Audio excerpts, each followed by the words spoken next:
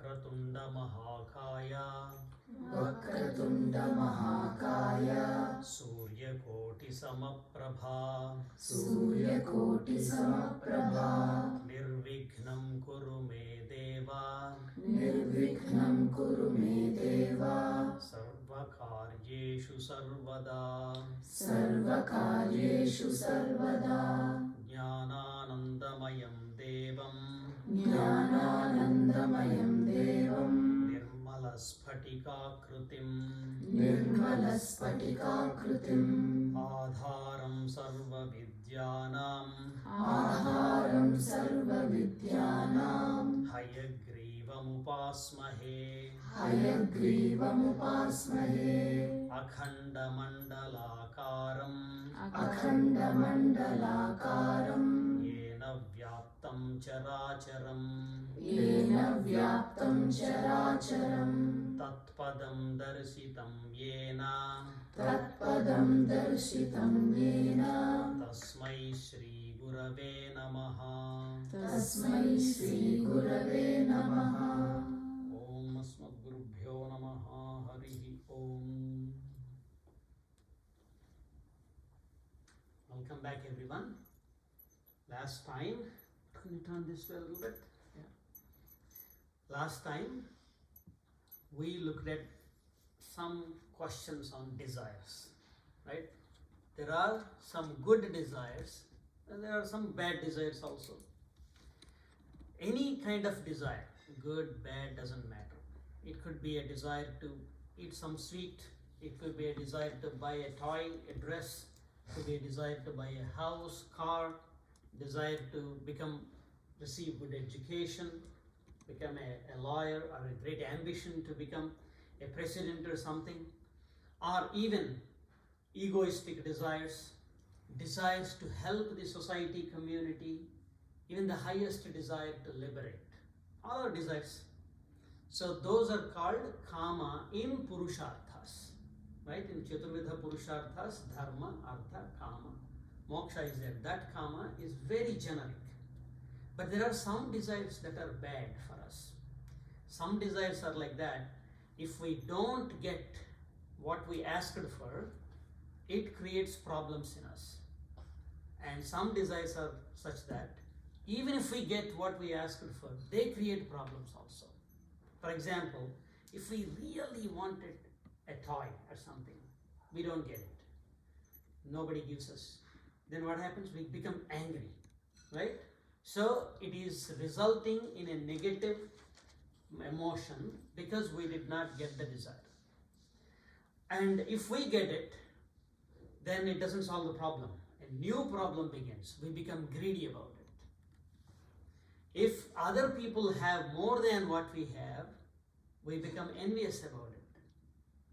Because we have what we asked for, we become arrogant about it. With all these bad emotions, we lose our sense of goodness. We lose our discrimination power. And sometimes we become unnecessarily angry and yell at respectable people. We behave unkindly with brothers and friends, or we don't share things with others. All this is confusion, moha. So some desires result in negative effects, and those are the ones, that desire is the one that is placed in inner enemy list. What is that inner enemy list? Kama, Krodha, Lobha, Moha, Mada, Matsarya. It's called Arishad Varga, right? I'll tell you a story. Somebody has certain attitude for desires. We heard about this lady's name, Kaikasi, in the past. So I'll tell how Kaikasi's desires were and how she approached the problem.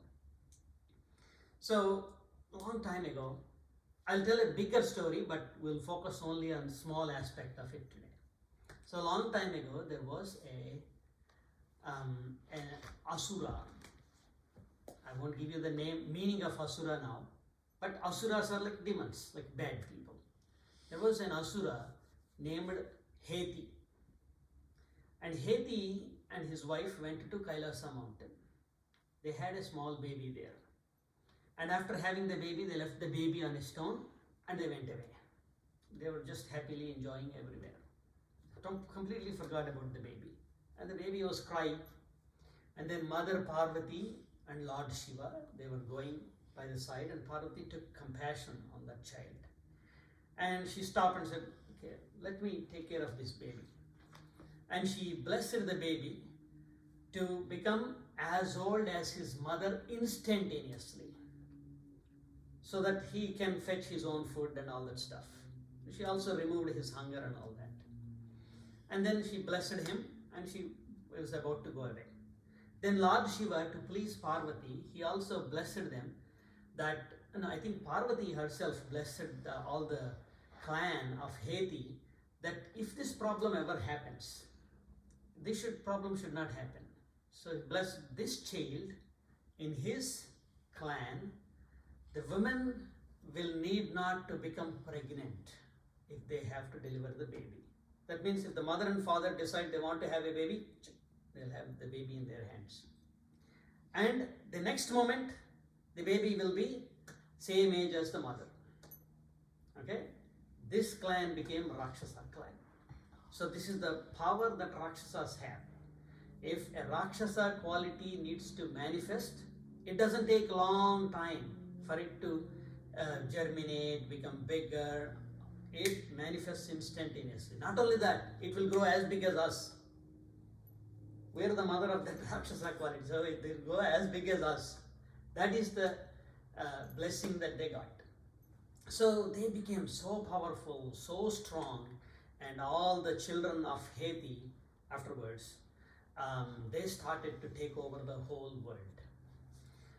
And then they occupied a great, beautiful, golden city called Lanka. And they became the rulers of Lanka. And so the descendants came down, and there were 3 brothers, Mali, Sumali, and Malyavan. They were the 3 brothers. So during their time, they started tormenting all the worlds because they became so powerful, so arrogant. And then the Devas, all the demigods, went and asked for Lord Vishnu's help, and Lord Vishnu came and decimated all their race, and whomever escaped this decimation went into the ocean, and they were hidden there. So in this battle, Sumali died, Malyavan died, and only Mali survived, and he was hiding in the ocean. So after a long time has passed, Lanka nobody was occupying, it is empty, abandoned city. And then a great sage lived at that time. His name is Vishravas. What is his name? Vishravas. So Vishravas was born when his father was reciting Veda. And his mother came and listened, contemplating the meaning of Veda. And at that time, this sage was born, Vishravas. So Vishravas had a very illustrious son named Kubera. He is so illustrious that Lord Brahma blessed him to become one of the rulers of the world. Among Indra, Varuna, he is also one of the rulers of the world. And his father told him, okay, go and occupy this Lanka, nobody is there, so go live there. So he was living there.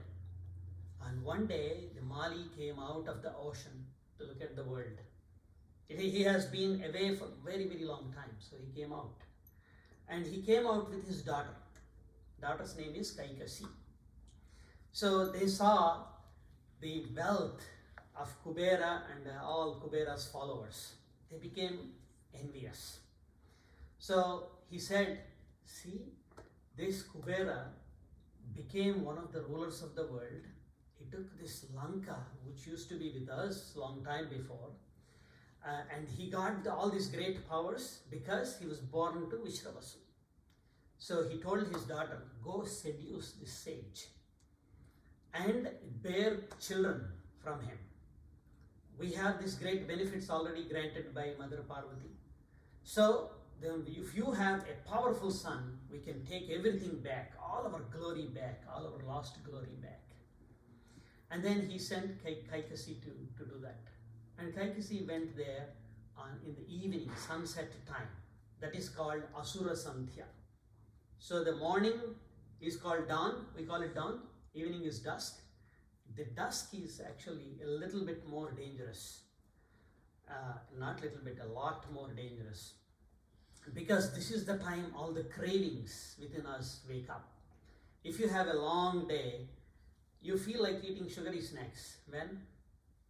Around that time. You feel like eating chips, munching chips and sitting in front of the TV and watching. When? It is that time. So it's called Asura Sandhya.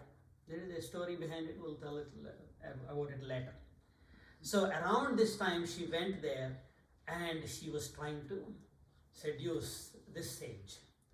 But this is the time all sages and all demigods, that is the time they worship. That time is only there to worship. The evening time is when we have to think about God. We have to have pious thoughts. That's not the time to eat, that's not the time to sleep, that's not the time to do anything, any pleasurable activities. That's the time to meditate. That's the time to think of God. So he had done Veda Pathanam. That means he recited Veda. And his rule is, after he completes the Veda chanting, whoever comes and asks him for something, he will grant them. He'll bestow them that boon. So she was there and she was acting weirdly because he was trying to seduce him. And he said, "What do you want?" She said, "I want children." He said, "Okay." And 2 children came. Because they have the blessing, right? What is the blessing? They don't have to become pregnant or anything. They just become, the child will be born and the child will next moment grow as big as the mother, right? And he said, because you came in this Asura Sandhya, wrong time, this is a Ghora time, Asura Sandhya time, these 2 children will be dreadful. One of them will torment all the worlds. The other one will devour all the worlds. And oh my goodness, how can Vishravasu sons become like this, so terrible? So please forgive me, I have done a terrible mistake. I came with the wrong intention at the wrong time and I was misled. Please forgive me and at least give me somebody meaningful. He said, okay. The 3rd one will be a good person. He will be fearless because he will be practicing dharma. He'll be following Vedas, therefore he will be fearless. And Vibhishana was born. The first one that is born to Kaikasi is Dashakantha. Later on he got the name Ravana. You know how he got the name Ravana, right? Because he cried out so loud, a terrible cry. The second one is Kumbhakarna. Kumbhakarna is the one who devours everything. And then Vibhishana was the last one that was born, right? So look at the qualities of these people. Ravana, Dashakantha, he always wants to grab everything for himself. He doesn't care. If somebody is having a good piece, he will go beat them, thrash them, and snatch it away from them. That is his nature. Grab everything, take everything for him. Very egoistic. He is the center of all the 10 senses. He is the central ego. And Kumbhakarna, right from starting, he will walk on the street, pick up a few people and swallow them. One time he swallowed up entire village. So he was gobbling everything on his way. And Vibhishana was kind and gentle and generous. So when they went and performed the tapasya, I said they did Ghora tapasya. Ravana and Kumbhakarna did Ghora tapasya, right? And Vibhishana did not do Ghora tapasya, he did proper tapasya. So Lord Brahma came to Ravana first. Because Ravana was cutting his heads and throwing. He is throwing a terrible tantrum. So he had to address this fellow first. So he came. And then Ravana asked, well, Dashakantha asked, "Make me immortal." He said, "No, that's not possible." Brahma said, Creator said, "No, it's not possible." Then he tried to circumvent it. You know what circumventing means? What the word circumvent, yeah? What does it mean? Rephrase it. Huh? To rephrase it. Yeah, rephrase it in a different way. Try to get the same thing again.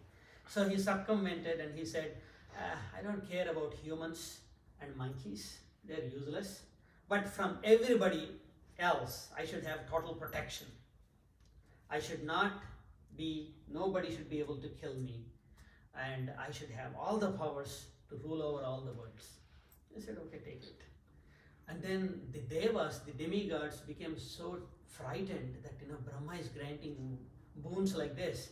This terrible other being, Kumbhakarna, who's devouring people, villages and towns, if he gets powers, what happens? He will devour all the 3 worlds, all the 14 worlds. So then they prayed to Saraswati, do something please. And Saraswati went and sat on his tongue, and his discriminatory power disappeared. And when Brahma asked, what do you want? He said, I want to sleep. I want to eat and I want to sleep. That's it. That's all he asked for. You know what he does? He sleeps for 6 months. Then he wakes up. One day, he eats as much as he can, mountains of food. And then he goes to sleep again for 6 months. That's all he does. He's gluttonous and sleepy. And then Brahma went to Vibhishana. And Vibhishana asked that, oh Lord, please bless me that my mind never deviates from Dharma. I will always do the right thing. Even if I am in deep trouble, I will not deviate from Dharma. And then, but please give me one protection. Because I am living among these Rakshasas. They could harm me for doing good things, for being a dharmic person.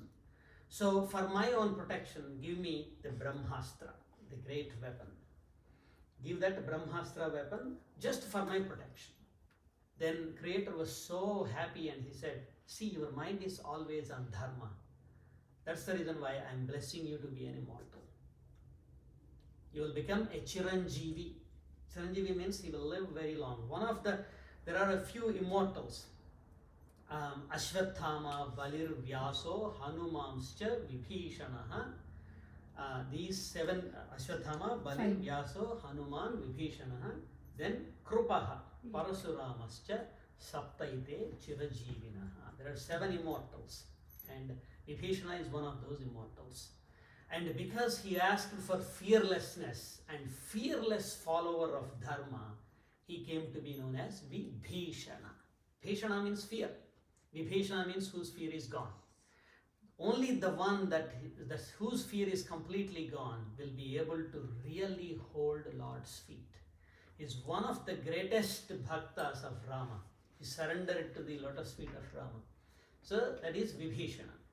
Okay, so now we talked about 3 people. And where did they arise from? From an inappropriate desire, an inappropriate approach, an inappropriate way of gaining power, gaining fame, or gaining things. So, and what are born? Terrible, dreadful ego and gluttonous laziness were born. But because they went to Vishravasu, who represents the Veda itself, they were also bestowed with fearlessness. Okay? So this is the power of Veda. So some people approach Vedas with a very selfish, egoistic desire. But even if they do that, although they get some bad qualities, they will also get a good quality. Okay, so this is a nice story. And now, I'm going to switch the topics a little bit. So, let's see, once I discuss this new topic, let us see if we can connect things back. In this universe that we see, everything is said to be made up of 3 things. Okay? Said to be made up of 3 things. They are called Sattva, Rajas, Tamas. Gunas, 3 gunas. So let's do a small, simple experiment. And I have this agarbatti stick here. I dropped it. It's a small, simple act, right? Drop it. For this small, simple act to take place, what do you need? Energy? Yeah, energy is one of them. Yeah. The mind to know exactly what rules applies, like Not for the mind, for the simple act of this falling to the ground. What do you need? gravity. Gravity. That's what I was going to say. You were going to say that. Okay.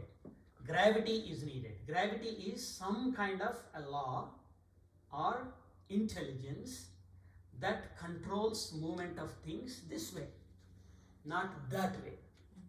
Right? If you throw a ball on a wall, it will bounce back. How is that happening? Again, based on laws of physics. If you throw like a piece of butter onto the wall, it will stick there. Why is it sticking there?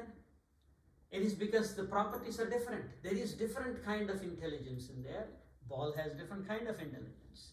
What else do you need for this act to happen? Yeah? You need the thing you're dropping. Yeah, of course, you know, let's take me off, but you need this to drop this, right? So now these are the three categories. You need matter, material. For anything to happen, you need matter. And then you said energy. And you said intelligence or information. Gravity. Gravity is the intelligence in this whole system. So these are tamo, rajo, sattva gunas. The matter or the material aspect is tamo guna. The energy aspect that makes anything actually happen. If you have matter, you leave it there, it does nothing. It is inert. You have to use energy to lift it up. And then you drop, it releases energy. So that is rajo guna. And then intelligence aspect is sattva guna. So in this world, universe, anywhere, you need these three for anything to take place. Then intelligent Avantika will ask this question. In my head, I am thinking a thing. What matter is needed? What energy is needed? I'm just imagining something.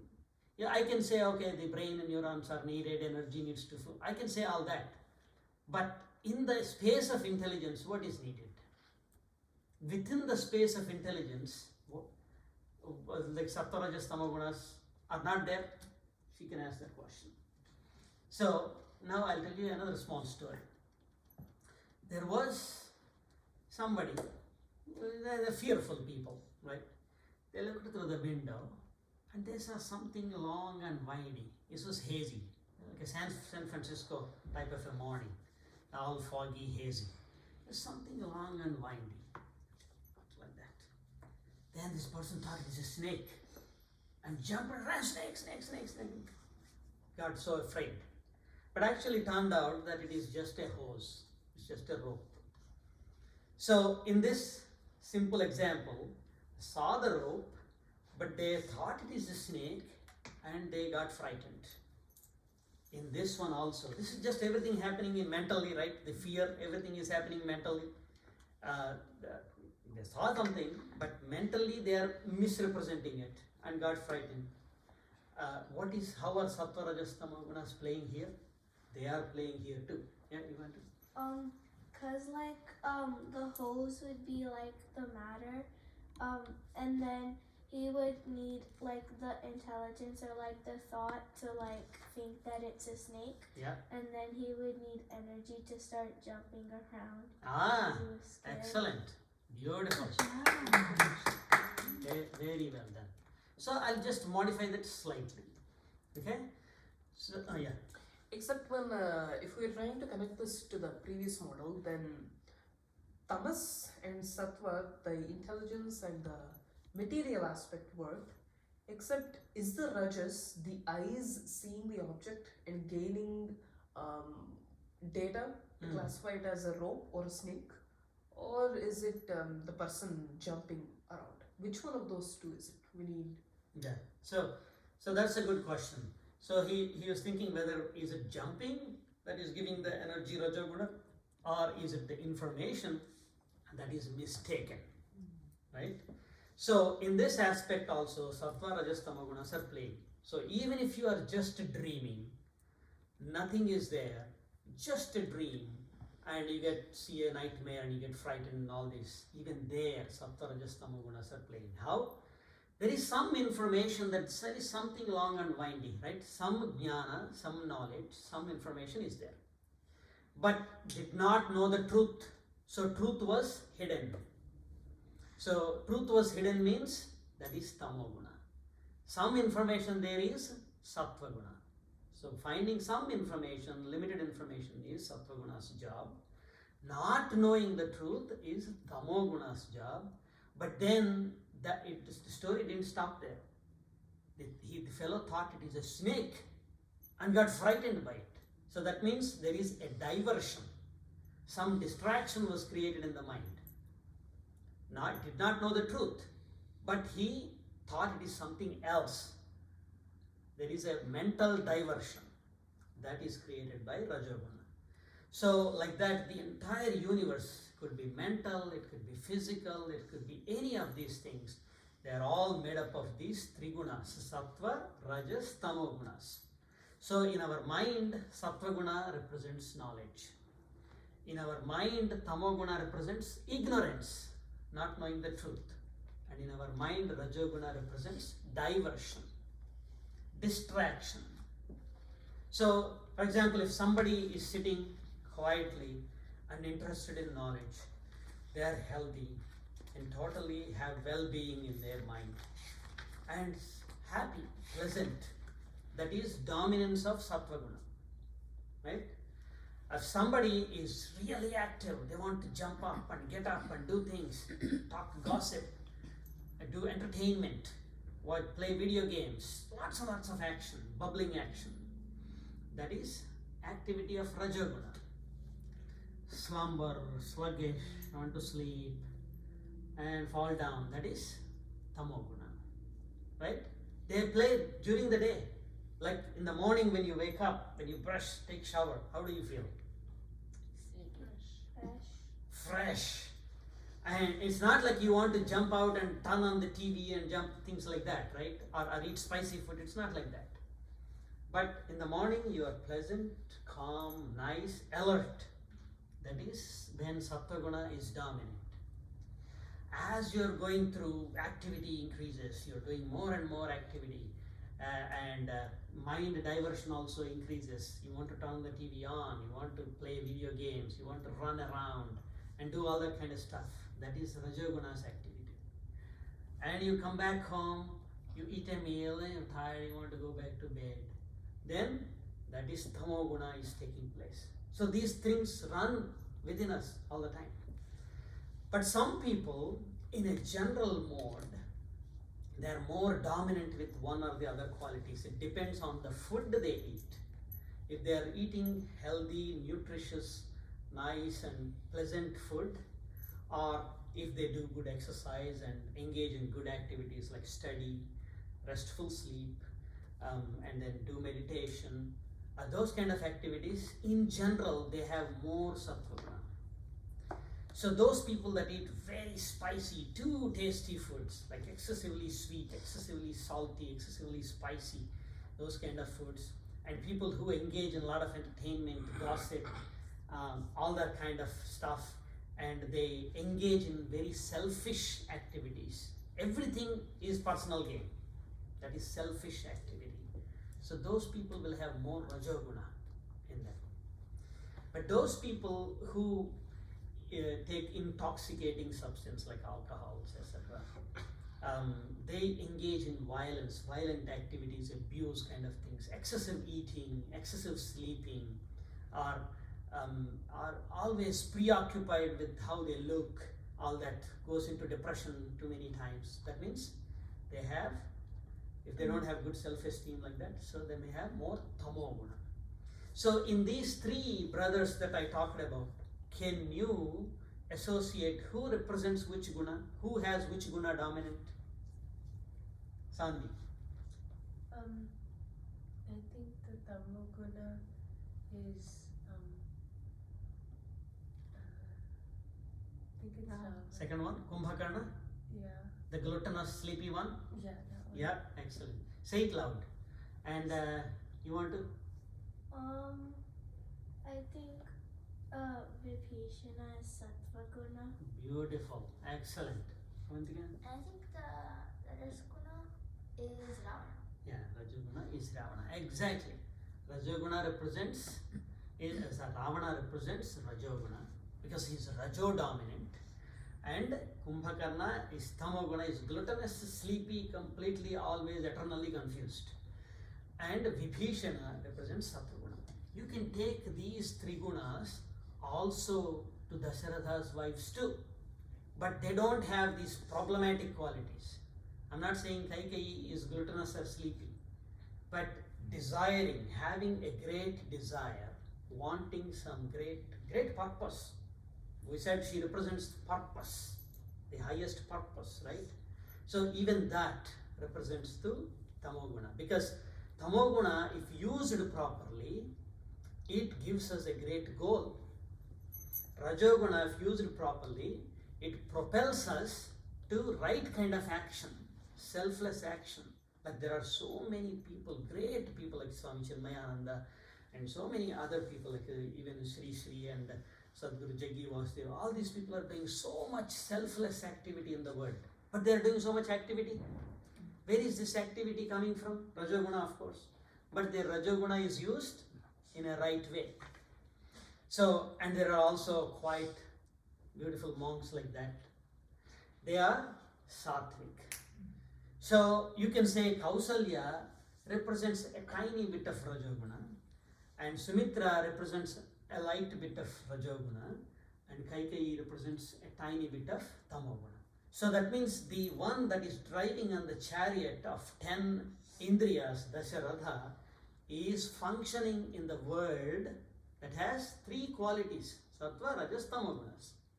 And if he performs, his conduct is good, then all the Purusharthas will be given to the individual, right? So we also have Sattva, Rajas, Tamogunas in our life.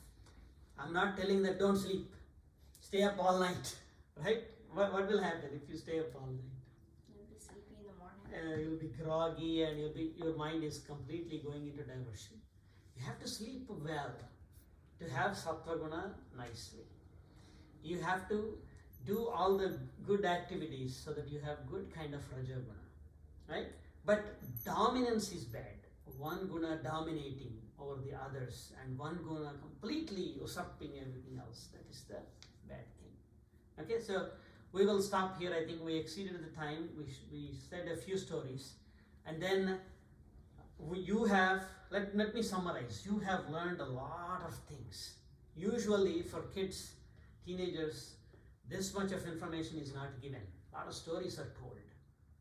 But there are some very important things that you have to remember.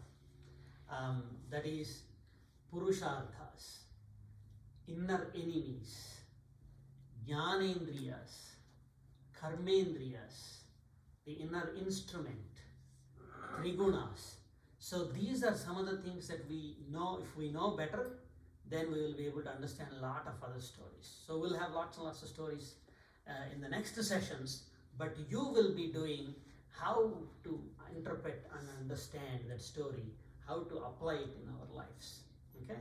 So we'll stop here. Say the sloka after me.